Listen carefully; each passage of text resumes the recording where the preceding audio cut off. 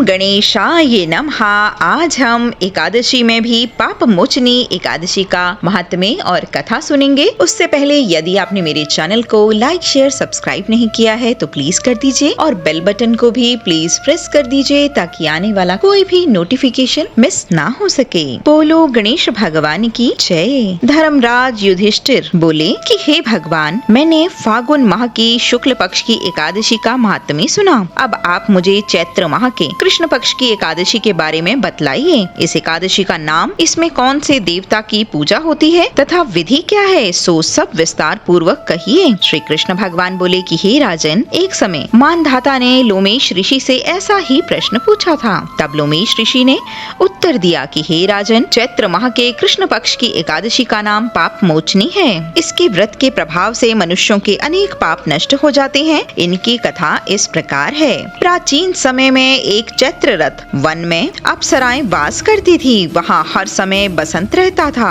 उस वन में एक मेधावी नामक मुनि तपस्या करते थे। वे शिव भक्त थे। एक दिन मंजू घोषा नामक एक अप्सरा उनको देखकर उन्हें मोहित करने के लिए सितार बजाकर मधुर मधुर गई।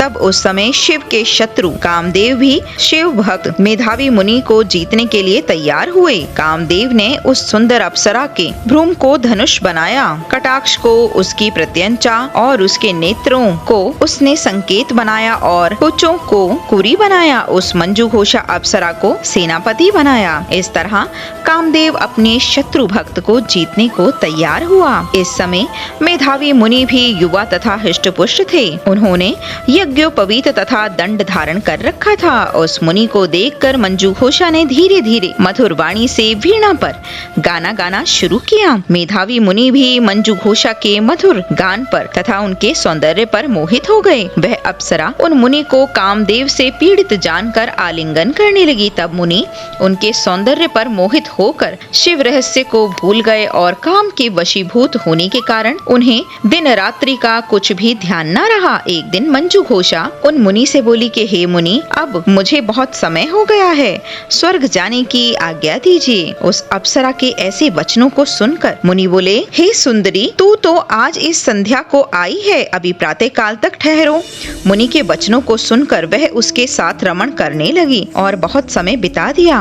फिर उसने मुनि से कहा कि हे मुनि देव, अब आप मुझे स्वर्ग जाने की आज्ञा दीजिए। मुनि बोले, अरे अभी तो कुछ भी समय नहीं हुआ है, अभी कुछ और देर ठहर। इस पर वह अप्सरा बोली कि हे मुनि, आपकी रात्रि तो बहुत लंबी है, अब आप सोचिए कि मुझे आपके पास आए हुए कितना समय हो गया है। उस अप्सरा के वचनों को सुनकर मुनि को ज्ञान प्राप्त हो गया और समय का विचार करने लगे। तब रमण करने के समय का प्रमाण 57 साल 7 माह और 3 दिन ज्ञात हुआ और उस अप्सरा को काल का रूप समझने लगे।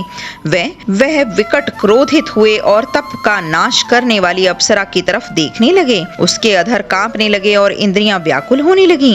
वह मुनि उस अप्सरा से बोले कि हे दुष्ट, तूने मेरे तप को नष्ट कर दिया है। तू अब मेरे श्राप से पिशाचनी हो जा। तू महान पापिनी और दुराचारिणी है, तुझ पर धिक्कार है। उस मुनि के श्राप से वह पिशाचनी हो गई। तब वह बोली कि हे मुनि, अब मुझ पर क्रोध को त्याग कर प्रसन्न हो जाओ और इस श्राप का निवारण कीजिए। तब मुनि को कुछ शांति मिली और पिशाचनी से बोले कि रे दुष्टा, मैं तुझे शाप से छूटने का उपाय भी बतलाता हूँ। चैत्र माह के कृष्ण पक्ष की जो एकादशी है उसे पाप मोचनी कहते हैं। उस एकादशी का व्रत करने से तेरी पिशाच योनि की देह छूट जाएगी। इस प्रकार मुनि ने उसको समस्त विधि आदि बतला दी और अपने पिता चयवन ऋषि के पास गए।